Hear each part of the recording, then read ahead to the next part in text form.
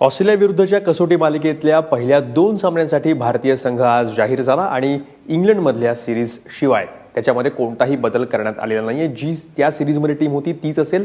Border Gavaskar ट्रॉफीसाठीच्या या मालिकेची पहिली कसोटी 23 ते 27 फेब्रुवारी दरम्यान पुण्यात आणि दुसरी कसोटी 4 ते 8 मार्च दरम्यान बंगळुरूमध्ये खेळवली जाईल। या 2 कसोटींसाठी बांगलादेश विरुद्ध विजय मिळवणारा संघच कायम ठेवण्यात आलेला आहे। एमएसके प्रसाद यांच्या अध्यक्षतेखालील बीसीसीआयच्या राष्ट्रीय निवड समितीनं आज मुंबईत बैठकीनंतर हा निर्णय जाहीर केला। कोण कोण आहे भारतीय संघामध्ये? विराट कोहली अर्थात कर्णधार आहे, मुरली विजय, केएल राहुल, चेतेश्वर पुजारा, अजिंक्य रहाणे 6, त्यासोबत आर अश्विन, रवींद्र जाडेजा, ईशांत शर्मा,